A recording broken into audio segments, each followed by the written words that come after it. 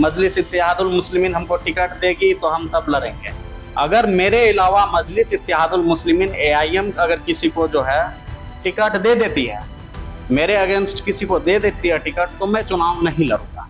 तो हमने एक एडवोकेट की टीम बनाई थी जिसमें हमने 83 क्रिमिनल को अरेस्ट करवाया था। तो हाल ही फिलहाल में हमने बहुत सारे केस को भी लीड किया था।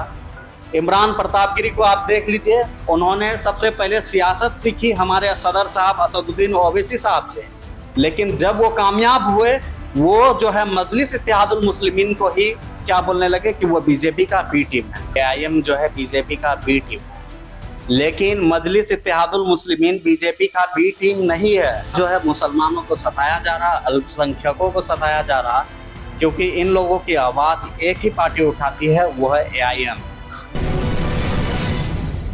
बिहार में वैसे तो हजारों उम्मीदवार हैं, लेकिन एक उम्मीदवार ऐसे भी हैं जो अगर आप इसका चेहरा को देखेंगे और इसका जो जमीनी काम है अगर आप उसको देखेंगे तो आप ये कहने पर मजबूर हो जाएंगे कि अगर ऐसे व्यक्ति को विधानसभा भेजा जाए तो आप यकीन मानिए कि जो है क्षेत्र का जो काम है उसके साथ साथ जो है आपका गरीब, वंचित, शोषित ऐसे लोगों को जो है इंसाफ भी मिलेगा और सम्मान भी मिलेगा।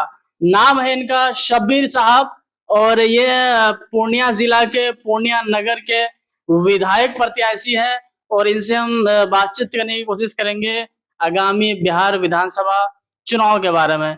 तो सबसे पहले स्वागत है आपका मेरे चैनल में। देखिए, हम आपका चैनल का बहुत बहुत बधाई देना चाहते हैं जो आप मेरे तक पहुंचे हैं, और हम किसी का भी जैसे कि मान के चले मदद करते हैं, लेकिन ऊपर वाले का फरमान है कि आप किसी का मदद करो तो उनको पब्लिश नहीं करो, उनको जनाओ मत। तो इस चीज को जो हाइड ही रखना बहुत ही बेहतर है। लेकिन जमीनी स्तर पे हमने बहुत सारे ऐसे काम किया है, बहुत सारे लोगों का इलाज भी करवाया है अपने निजी पैसों से, और जो होता है क्राउड फंडिंग भी करते थे और वैसे पैसों से जो हम इलाज करते थे। तो सबसे पहले आपसे हम ये जानना चाहेंगे कि आप अपना एक छोटा सा परिचय दे दीजिए और आपका जो राजनीतिक इतिहास क्या रहा है वो आप दर्शकों को बता दीजिए। मेरा नाम मोहम्मद शब्बीर है, मैं बिहार के पूर्णिया जिला में रहता हूँ। और सबसे पहला चीज मेरा जो है पिछला अगर आप वर्क उठा के देखिए तो हमने एक एडवोकेट की टीम बनाई थी जिसमें हमने 83 क्रिमिनल को अरेस्ट करवाया था। तो हाल ही फिलहाल में हमने बहुत सारे केस को भी लीड किया था, लेकिन हम समझ गए थे कि प्रशासनिक दबाव जो होता है बहुत ही खराब होता है। हम कोई पद पे नहीं थे जिनके कारण कई गरीबों के साथ, कई मजलूमों के साथ किसी की हत्या हो जाती थी, किसी के साथ छीन झपट हो जाता था, किसी का मर्डर हो जाता था, थाना में जाके आवेदन लेके पड़ा रहता था, लेकिन कोई कार्रवाई नहीं होता था। उस समय हम लोग एक्टिव हुए थे और हम लोग जो है पूरा पब्लिक के साथ प्रेशर बनाते थे सोशल मीडिया के माध्यम से, हर एक जगह से। तब उनके बाद जो है लीगली हम लोग प्रोसेस में काम को लाते थे और क्रिमिनल को हम अरेस्ट करवाते थे। वैसा क्रिमिनल जिनके टक्कर लेने के लिए जो है लोग डरते थे, जिनसे टक्कर लेने के लिए हम लोग वैसे सब क्रिमिनल को जेल भेजवाए थे।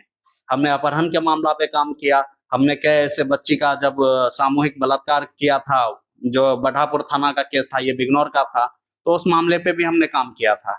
हमने इस केस को लीड किया था मात्र 1 दिन के अंदर में, 24 घंटा के अंदर में। हालांकि ये मामला 7 दिन से पड़ा हुआ था, लेकिन हमने 2 घंटा के अंदर में FIR दर्ज करवाया था और तकरीबन 13 से 14 घंटा के अंदर में अपराधी को गिरफ्तार करवाया था। जैसा कि इस बार यहाँ पे बिहार में चुनाव होने वाला है तो आप चुनाव लड़ना चाह रहे हैं कि चुनाव की तैयारी कैसी है आपकी?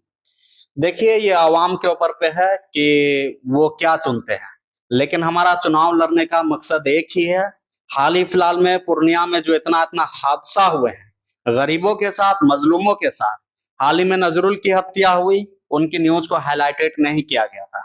हम लोगों ने धरना प्रदर्शन किया था थाना के सामने में, तब जाकर के उनकी गिरफ्तारी हुई थी, उनके अपराधी को। लेकिन अभी हाल ही फिलहाल में मोहम्मद शहबाज जो महबूब खान टोला के थे, उनको जो है पुलिस की गाड़ी ने कुचल कुचल के जान से मार दिया। अभी तक कोई भी पुलिस सस्पेंड नहीं हुए, ना ही पुलिस जो है गिरफ्तार हुए। क्यों? आखिर मुसलमानों की जान इतना सस्ता क्यों है? और कोई भी MLA MP नहीं आया। जब हम वहां पे विजिट किए, जब वीडियो उनका वायरल हुआ, तब जाकर के कुछ MLA MP आते हैं उनके घर पे, सिर्फ आश्वासन देके गए। अभी भी शहबाज की माँ बाप जो है यही उम्मीद में है कि हमारे बच्चे को इंसाफ मिलेगा, लेकिन आप जब देखिए तो शहबाज के माँ बाप ने एक विरोध किया था कि हमारे बेटे का जो कातिल है उनको अरेस्ट करो, हमारे बेटा को न्याय दिलाओ। लेकिन हुआ क्या कि उनके घर वाले के ऊपर पे 21 से 22 लोगों के ऊपर पे एफआईआर दर्ज कर दी गई। क्यों कर दी गई? क्योंकि उनके बेटे की हत्या हुई थी, वो लोग विरोध करने के लिए निकले थे, कैंडल मार्च निकाले थे, इसी वजह से। इसी सब चीज को मैं ऐसे ही लोगों को इंसाफ दिलाने के लिए ये इस बार पूर्णिया विधानसभा से चुनाव लड़ रहा हूं, ताकि जो शहबाज के साथ हुआ वो किसी और के बेटे के साथ ना हो। तो जैसा कि चुनाव आप किस पार्टी से लड़ने की तैयारी कर रहे हैं? आपका जो है कोई विशेष पार्टी है या फिर आप निर्दलीय लड़ेंगे? देखिए, हमने वर्क किया है मजलिस इत्तेहादुल मुस्लिमीन के ऊपर पे। हम ये नहीं कर रहे कि हम मजलिस इत्तेहादुल मुस्लिमीन हमको टिकट देगी तो हम तब लड़ेंगे। अगर मेरे अलावा मजलिस इत्तेहादुल मुस्लिमीन एआईएम अगर किसी को जो है टिकट दे देती है, मेरे अगेंस्ट किसी को दे देती है टिकट, तो मैं चुनाव नहीं लड़ूंगा। अगर मजलिस का एक भी उम्मीदवार यहाँ से नहीं रहेगा, तब इंशाअल्लाह मैं निर्दलीय ये चुनाव लड़ूंगा और पूरे पूर्णिया के अवाम के लिए काम करूंगा। आप जैसा कि मजलिस ही क्यों चुने? अगर जैसे कोई अलग पार्टी आप क्यों नहीं, इस पार्टी में आप क्या ऐसा खास चीज देखे कि आप सोचे कि नहीं, इस पार्टी के साथ जुड़ के हमको काम करना चाहिए? क्योंकि आज जो है मुसलमानों को सताया जा रहा, अल्पसंख्यकों को सताया जा रहा, क्योंकि इन लोगों की आवाज एक ही पार्टी उठाती है, वो है एआईएम। इसीलिए हमने इस पार्टी को चुना है। और आज के टाइम पे आप लोग देखिए कि आज मजलिस इसलिए बेहतर है क्योंकि ये हमेशा गरीबों के लिए, मजलूमों के लिए आवाज उठाती है। इसी वजह से हमको इसमें इंटरेस्ट बढ़ा और हमने मजलिस के लिए वर्क किया। यहाँ के लोगों का चुनाव को लेकर के क्या रुझान है कि जैसा कि आप क्षेत्र भ्रमण करते हैं, लगातार क्षेत्रों में घूमते हैं, तो आखिर यहाँ लोग क्या चाहते हैं कि जो इस बार बदलाव की जो लहर है या फिर लोग कुछ अलग चाह रहे हैं? इस बार जो है बहुत सारे लोगों का मुंह से ये सुनने के लिए मिलता है कि एआईएम जो है बीजेपी का बी टीम है, लेकिन मजलिस इत्तेहादुल मुस्लिमीन बीजेपी का बी टीम नहीं है। हम ये आपको लिख के दे रहे हैं। कल रोजे महशर में भी मैं खड़ा होकर के भी ये गवाही दूंगा कि मजलिस इत्तेहादुल मुस्लिमीन बीजेपी का बी टीम नहीं है। आज इमरान प्रतापगिरी को आप देख लीजिए, उन्होंने सबसे पहले सियासत सीखी हमारे सदर साहब असदुद्दीन ओवैसी साहब से, लेकिन जब वो कामयाब हुए, वो जो है मजलिस इत्तेहादुल मुस्लिमीन को ही क्या बोलने लगे कि वो बीजेपी का बी टीम है। क्या उनके साथ एनडीए के साथ गठबंधन टूट गया? ऐसा बोला गया है एआईएम के बारे में।